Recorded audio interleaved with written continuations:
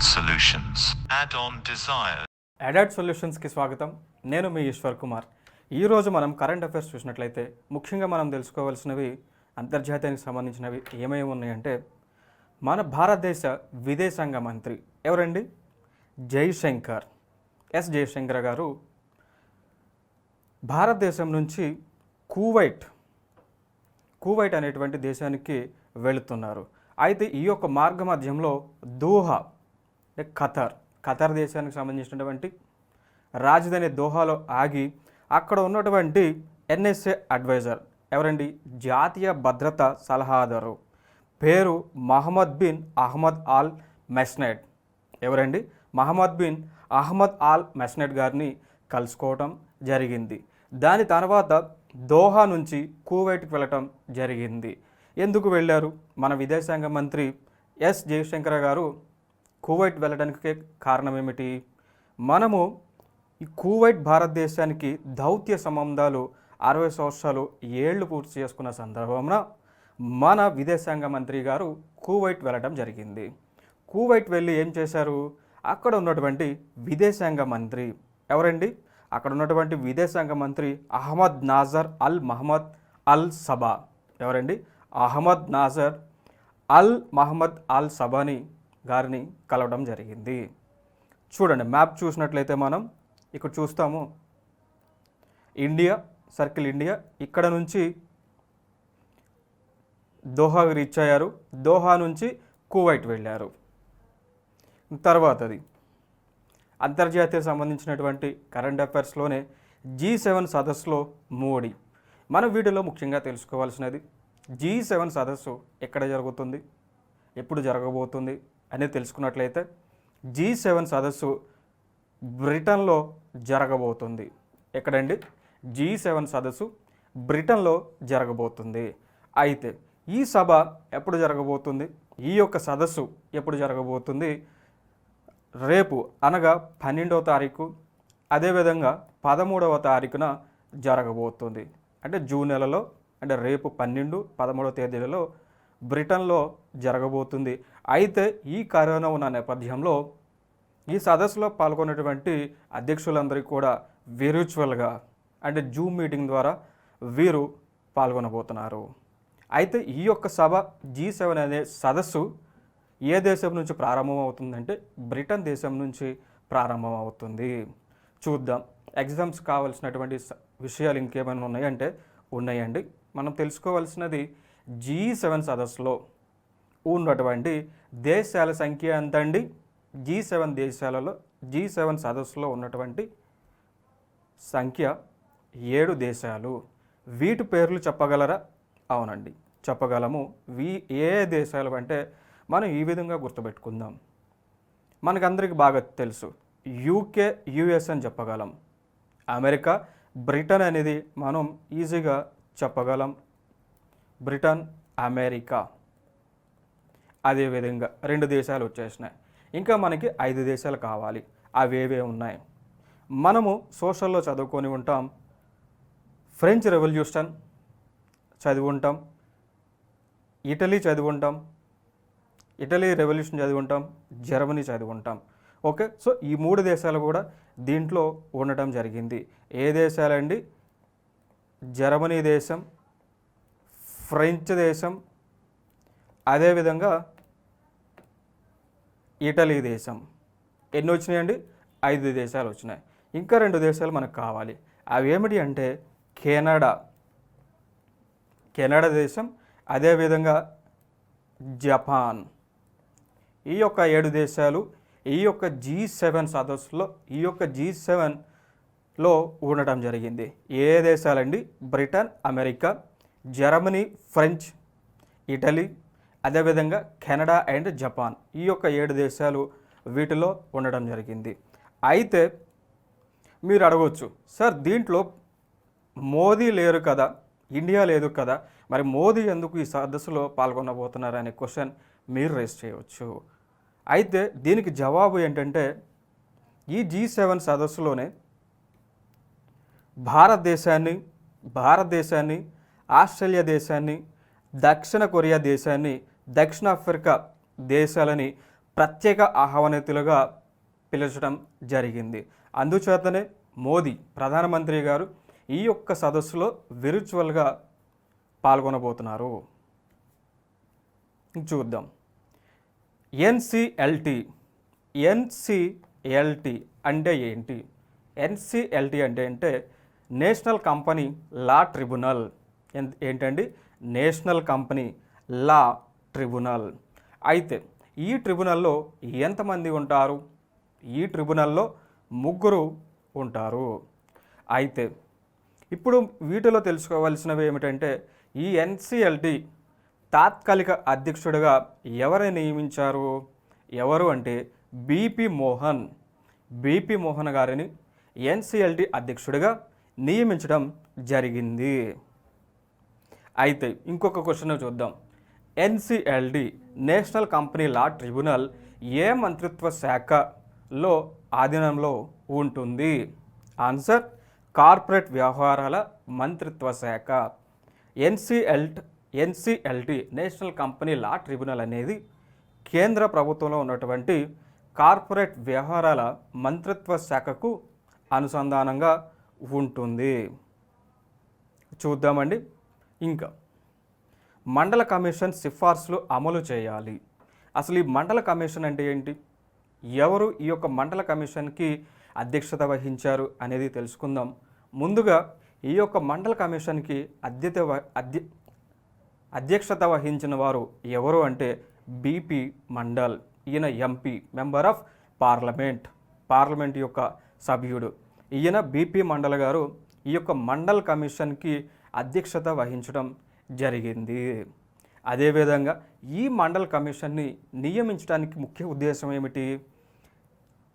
ఉద్దేశం ఏమిటి అంటే వెనకబడినటువంటి తరగతులు అంటే బ్యాక్వర్డ్ క్లాసెస్, బీసీస్, బ్యాక్వర్డ్ క్లాసెస్లో ఉన్నటువంటి వారు ఎవరెవరు సామాజికంగా విద్యాపరంగా వెనకబడి ఉన్నారు తెలుసుకోవడానికి, మరియు అదేవిధంగా వారికి ఏ విధమైనటువంటి ప్రభుత్వం తరపున సహాయం చేయాలి అనే విషయాలను తెలుసుకోవడానికి మండల్ కమిషన్ని ఏర్పాటు చేయడం జరిగింది. అయితే ఈ యొక్క మండల్ కమిషన్ ఏర్పాటుకు సహకరించినటువంటి ప్రధానమంత్రి ఎవరు అంటే మొరార్జీ దేశాయ్. అయితే ఈ యొక్క మండల్ కమిషన్ ఏర్పాటు చేసినటువంటి సమయంలో ఉన్నటువంటి భారత ప్రధాని ఎవరంటే మొరార్జీ దేశాయ్. మొరార్జీ దేశాయ్ గారు ప్రధానమంత్రిగా ఉండటం జరిగింది. అదేవిధంగా ఈ యొక్క మండల కమిషనే బీసీస్, బ్యాక్వర్డ్ క్లాసెస్, సెంట్రల్లో కేంద్ర ప్రభుత్వంలో ఓబీసీస్ అంటారు, అదర్ బ్యాక్వర్డ్ క్లాసెస్ అంటారు, వారికి 27% రిజర్వేషన్ ఇవ్వాలనేది ఈ యొక్క మండల కమిషన్ మాత్రమే సిఫార్సు చేయటం జరిగింది. చూద్దాం. డిసెంబర్లో మానవరహిత గగనయాన్. ఈ గగనయాన్ అనేది ఇస్రో చేపట్టినటువంటి ఒక ప్రాజెక్ట్ అండి. ఇది ఆకాశంలోకి ఈ గగనయాన్ అనేటువంటి రాకెట్ ఉపయోగించి ఇస్రో ప్రయోగించబోతున్నది. ఇస్రో అంటే ఏంటండి? ఇస్రో అంటే ఇండియన్ స్పేస్ రీసెర్చ్ ఆర్గనైజేషన్ అండి. తెలుగులో భారత అంతరిక్ష పరిశోధన సంస్థ అంటారు. ఇస్రో అంటే ఇండియన్ స్పేస్ రీసెర్చ్ ఆర్గనైజేషన్, తెలుగులో భారత అంతరిక్ష పరిశోధన సంస్థ అని అంటారు. గుర్తుపెట్టుకోవాల్సిన విషయం అండి. అయితే ఈ యొక్క గగనయాన్ ప్రాజెక్టు 2018 సంవత్సరంలో ప్రకటించడం జరిగింది. అయితే పలుమార్లు వాయిదా పడటం వల్ల రాబోయేటువంటి డిసెంబర్ 12వ నెల 2021 సంవత్సరం లోపు ఈ యొక్క గగనయాన్ ప్రాజెక్ట్ని విజయవంతంగా పరీక్షించడానికి, అదేవిధంగా మొదలు పెట్టడానికి ఇస్రో వారు సన్నాహాలు చేస్తున్నారు. ఆంధ్రప్రదేశ్ సంబంధించినటువంటి కరెంట్ అఫైర్స్లో గడువులోగా ప్రాజెక్టు పూర్తికి చర్యలు అంటే ఇక్కడ ఏంటంటే పోలవరం ప్రాజెక్టు గురించి మాట్లాడుతున్నారు. ఈ పోలవరం ప్రాజెక్టును 2022 సంవత్సరంకి ఇప్పుడండి ఈ పోలవరం ప్రాజెక్ట్ని 2022 సంవత్సరం లోపు పూర్తి చేయాలి అని ఆంధ్రప్రదేశ్ వారు తగు విధంగా చర్యలు తీసుకోవడం జరుగుతుంది. దీంట్లో మనం తెలుసుకోవాల్సిన విషయాలు ఏంటంటే పోలవరం ప్రాజెక్టుకి మొత్తం వ్యయం ఎంత ఖర్చు అవ్వబోతుంది.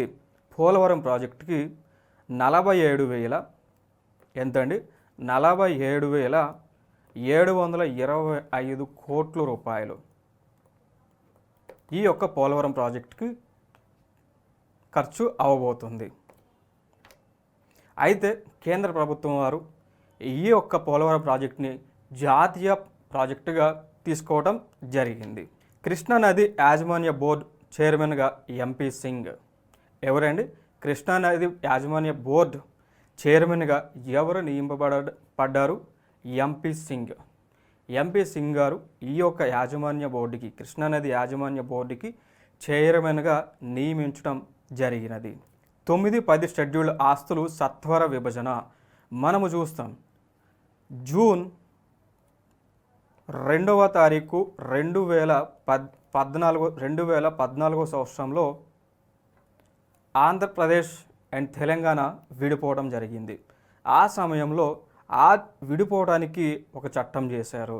ఆ చట్టం పేరేంటండి? ఆంధ్రప్రదేశ్ విభజన చట్టం, ఆంధ్రప్రదేశ్ స్టేట్ రీఆర్గనైజేషన్ యాక్ట్ 2004 అనే చట్టం. ఈ చట్టంలో 12 షెడ్యూల్స్ ఉండడం జరిగింది.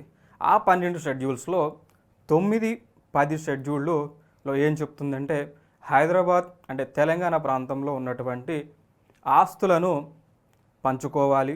అదేవిధంగా ఆ యొక్క సంస్థలలో ఉన్నటువంటి నగదును కూడా పంచుకోవాలని చెప్పడం జరిగింది. అయితే ఈ యొక్క పంపకాలు ఏ విధంగా ఉండాలి అంటే 58:42 ప్రకారం ఉండాలి. అంటే 58% ఆంధ్ర ప్రభుత్వానికి చెందాలి. అదేవిధంగా మిగిలిన 42% తెలంగాణ ప్రభుత్వానికి చెందాలి అనేసి ఆంధ్రప్రదేశ్ స్టేట్ రీఆర్గనైజేషన్ యాక్ట్లో పొందుపరచడం జరిగింది. అయితే ఈ 9వ షెడ్యూల్లో ఉన్నటువంటి సంస్థల సంఖ్య ఎంత? 9వ షెడ్యూల్లో ఉన్నటువంటి సంస్థల యొక్క సంఖ్య ఎంత అండి? 91. అదేవిధంగా 10వ షెడ్యూల్లో ఉన్నటువంటి సంస్థల యొక్క సంఖ్య ఎంత అండి? 147. అయితే వీటిని 9వ షెడ్యూల్లో ఉన్నటువంటి సంస్థలు 91, అదేవిధంగా 10వ షెడ్యూల్లో ఉన్నటువంటి సంస్థలు 147ని ఈ యొక్క రేషియో 58:42 ప్రకారం పంచుకోవాలనేది చట్టంలో ఉంది. నేటి నుంచి యూరో తొలిపోరులో ఇటలీతో టర్కీ డి. యూరో క్రీడ యూరో 2020 క్రీడల గురించి చూద్దాం. నేటి నుంచి యూరో కప్ యూరో 2020 అనే కప్పు ఏ క్రీడకు సంబంధించింది? ఫుట్బాల్ టోర్నీకి సంబంధించినటువంటిది. యూరో కప్ అనేటువంటిది ఫుట్బాల్ టోర్నీకి సంబంధించినటువంటిది. బాక్సర్ డికో సింగ్ కన్నుమూత. ఎవరండి? బాక్సర్ డికో సింగ్ కన్నుమూత. ఈయన అనారోగ్యంతో కన్నుమూయటం జరిగింది. ఈయనకి 1998 సంవత్సరంలో అర్జున అవార్డు రావడం జరిగింది. అదేవిధంగా 2013 సంవత్సరంలో పద్మశ్రీ అవార్డు రావడం జరిగింది. ఎప్పుడండి? డింకో సింగ్ అనే ఆయన బాక్సర్ క్రీడకు చెందినవారు. ఈయనకి 1998లో అర్జున అవార్డు రావడం జరిగింది. అదేవిధంగా 2013లో పద్మశ్రీ అవార్డు రావడం జరిగింది. క్వశ్చన్ ఈ విధంగా ఉండొచ్చండి. ఇటీవల మరణించిన బాక్సర్ ఎవరు? ఆప్షన్స్ ఇవ్వచ్చు, వివిధ రకాల ఆప్షన్స్ ఇవ్వచ్చు. వాటిల్లో ఉండే ఆన్సర్ డికో సింగ్. ఇట్లా ఇంకో క్వశ్చన్ ఈ విధంగా అడగవచ్చు. ఇటీవల మరణించినటువంటి డింకో సింగ్ ఏ క్రీడకు చెందినవారు? ఆన్సర్ బాక్సర్ అనే క్రీడకు డింకో సింగ్ చెందినవారు. Thank you. Add-on solutions. Add-on desires.